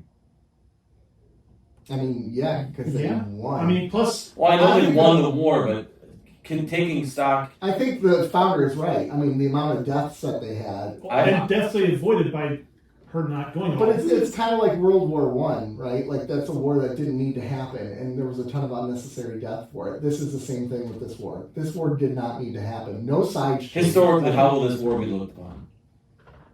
I think it'll be a needless war. I think they'll look back on it as a war of, like... Do you think it could have been avoided? No. Then how is it needless? It could have been avoided by the Federation. How could I'm sorry. How could it have been avoided by the Federation? So, they didn't want to go to war at all. It was the founders that wanted to go to war. They're the issue. The founders wanted to take over the Alpha Quadrant. That's usually... Well, I guess... Most of the time, it's not two people that definitely want to go to war. It was a needless war Most of because the if they time... would address the situation sooner, it would have been okay. Again, like World War II. They knew Hitler was a problem years and years before they did anything, but they continued to placate, Right. which is what the Federation did with the Dominion. Let's just stay away from them. But Stay away from them. I would say the vast majority of wars aren't by two entities that actually actively want to go to war. It's usually one entity that wants to wage war and one entity that will go to war to defend themselves. That tracks. Yeah. So I just don't see how. I'm just asking how it will be seen historically. I don't know that it would be needless, but I think it would be unfortunate. Yeah, it's unfortunate we had to do it. Yeah, I don't know that it could have been avoided though. I don't think it could have been avoided the way they set it up. Especially the way that they set up the Dominion. Yeah. No. Who weren't going to negotiate. Mm-mm. Yeah, Never. they established that from the get-go. And they'd only negotiate under false pretenses. Mm-hmm. Yeah. Because their whole purpose of going to Cardassian, they took it over without showing. Okay, I guess I have a question. They're going to turn on the Breen the second Oh, they're yeah. done. Yeah, they were. Yeah. Yeah. Or I'm just promising it to Yeah. them because they're going to do what I want. I have another question then, I guess. Why not utilize Odo earlier? Because the Federation didn't trust him. They didn't. A lack of distrust. Like, this goes back to... I mean, after he was cured? I guess he needed the information of the cure and Yes. all of that I just think this goes... to give all the information to the founder, right? Mm-hmm. Sorry, I was distracted. I feel like I'm making decent points and I'm being... No. I'm paying attention 100%. Here's the art. I'll go back to a lot earlier. Quark talked about the Federation being kind of a scam. Like you talk about how you're for everyone, it's really a human-centric organization. We've heard other people say it's human-centric. We see that the Federation has issues. They have Section 31. There's a lot of... but do they have Section 31? But there's what I'm getting at. There's a lot of what's the word I'm looking for here? Hypocrisy, but a distrust of outsiders. Okay. Distrust of people who don't look like them, who talk like them, who speak like them. Xenophobia? Xenophobia. Thank you. That's what I was looking for. So they're very xenophobic towards Odo, and that is what. So this is where I go back to this war was unavoidable because of like Odo, right? Like this war could have been avoided if they would have just listened to Odo all along. If they would have just taken a moment and respected this guy and heard what he had to say, he probably could have went to the founders and changed some things. But there was never a trust of Odo. That's unfortunate. That's my take. And we know that you are usually wrong. It's true. So, And they didn't listen to Odo, so they ended up having to say, "Oh no," when things went wrong. ooh, top 100 moments on the show. Where does Nick not believing that it was a cult fall? Number 1 or 2. False. I mean, Pizza's up there. That's 1 or 2. yeah, False, because it wasn't a cult. that's I insanity. still, You're I nuts. still feel like it's not a cult. I feel like if you went through some like Ebenezer Scrooge shit and like went back to like over my shoulder, watching myself make You're like- mistakes. No. that, and then when you're like Ron Howard is the greatest director of all time. Maybe. All right, let's get into rating this show. I mean, next week we're going to deep dive into Deep Space Nine as a whole. We got a lot of looking back on the series to do. Next And week's episode is tentatively titled Deep Dive Space Nine. Deep Space Dive. Deep Dive Deep Space Nine. There we go. We're gonna deep dive in episode 101 of Deep Space Nine, and we're gonna watch the What You Leave Behind documentary as well. So we're gonna dive into that. But for now, I think the documentary is called What We Left Behind. What We Left Behind. Yeah. So The name of the episode title today is What We if you Leave can Behind. just shut up, tell the people what we're doing. What You Leave Behind. I'm gonna leave you behind if you keep it up. So what I was going to say is, we are just going to rate this episode today. And the next episode, we'll give you the full season 7 rating, and then we're going to rank all the seasons, and we're going to get into What You Leave Behind. We're going to do all that. So normally, I know we end every season, the season finale, we talk about the season as a whole, but I think that's going to be our next episode, because we're at an hour and 40. So, I mean, that's just how it has to be. Apparently, whatever Nick says goes. I know. I mean, Why are we here? you look good. That's true. Fair enough. I mean, I'll be honest. Fair enough. All right, so let's rate this episode. Gentlemen, what 1. would you give season 7 finale of Star Trek Deep Space Nine? Finale. Here's the thing. How do I rate this? I know, do I rate it in a vacuum? Do I rate it in a vacuum as the episode? Do I rate it as the season finale? Let's just do that. 2 hot takes, because you can do an Do I rate overall ending of the show and just an episode rating, just for funs.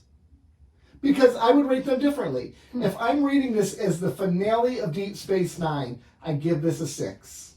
Wow. The overall finale. If I'm rating this on its own as an episode, I think it's I give harsh. it an 8. I think it's harsh, but fair. Yeah, I give it an 8. I don't think I would go any higher than 7 Okay, as the finale of the series. okay. I think that's fair too. I think I'm going to give it a 7 as the finale of the series. As an episode, I'll give it a. I want to say 8, but that's There's good. some really good I'm stuff. going to give it an 8. I'm going to give it an 8. What do I type in here? You can give it an 8. 8. But I'm just saying, as a finale of Deep Space Nine, as a cumulative work, I would not give it an 8. But on its own, in a vacuum, it's an 8. So y'all are both doing 8s. Yes. I did an 8 as well. Okay. But I was just confused what I was supposed to type in. Do you get what we're saying though? Like, would you give it an 8 overall as a goodbye? Can to you Deep see it Space as Nine? 2 different things? I cannot. Okay. Okay. Well, that's because you're an idiot. No, because I cannot. Because you're That's an fair. idiot. So it's an 8. It's just As a wrap up to the series, you think it was an 8? It was doable. I don't think anything overtouched something like all good things. I think that's impossible. Keep in mind, we spent a lot of time bashing this episode. We didn't spend a lot of time keeping But- praise on but it. how- Because it's easier to be negative than it is positive. No, I think We've been really positive towards this show. yeah, but I overall. think a lot of the things that we were negative about were more superficial or surface things. That's very true. And I think a lot of the things that we were talking about that we liked about the show had depth to them. It was nitpicking. Yes. Goodness. I can't wait till next week we overall go over. So next week we're I am gonna, looking forward to that because I want to do some accounting this week. I gotta on, do like, a lot of homework. Can you send us? Yeah, this is in the drive. Okay. Yeah, good. this 'Cause is I this wanna- isn't the drive, but we have so much work to do for the show this week. I know. It's worth it. What if we put off the What You Leave Behind show meeting for 2 weeks, and then this next week we just research the stuff? Let's talk about it. Okay, show meeting. If we put it off, okay, hold on, show me. If we put it off behind, that gives us one more week to potentially get somebody from that documentary on the show to discuss it with us. Let's talk about it after we're done recording, guys. Why? We Everybody, know all our show meetings happen on the show. they have Our to happen listeners on. know that. Yes, we don't keep anything from our listeners. Everything that happens on the show, we include them. Everything. This is very This inclusive. is very. Some would say too inclusive. On another note, before we'll do your show meeting later, but We'll on do you. another note, there's an important thing that happened this week. We What? got another Patreon. We got a PP. Nick's got another PP We to got play another with. PP to play with. Another Hey, I Patreon thought you had more than- you had more than person. one then. Well, Yeah. I had multiple PPs. Yeah, that's Yeah, true. Ward should be jealous of you, huh? We got Yes. Charles Diamond that joined the group. Yes, welcome. We're giving out last names, huh? Oops. Is he related to Dustin Diamond? I hope not. Was Diamond Dustin's last name? Yes. Like actual last name? I don't think so. I think it was Birth given? But welcome to our Patreon family. You have so much good material, Yeah. Charles. Have fun with that. You are going to love your time here with us.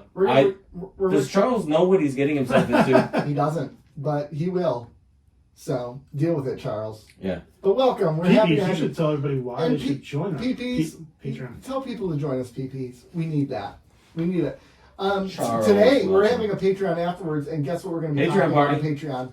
Our favorite movie concerts? No, we're going to be Movie talking- concerts. We're going to be talking about the tragic and untimely death of Aaron Carter, who was officially announced dead just today, who is the brother of Nick Carter from the Backstreet Boys. Oh, it's gonna be our A near and dear. It's gonna be our shortest Patreon ever. Right, Yeah. I mean, it might be. So, anyways, join us for that.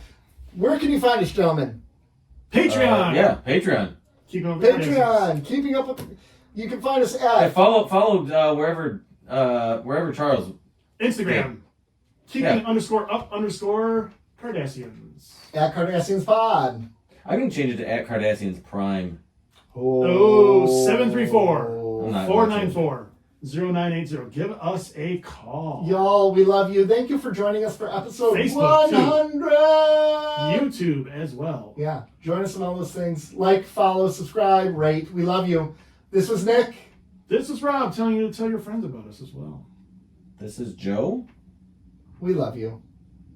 Bye. Thanks for keeping up with us.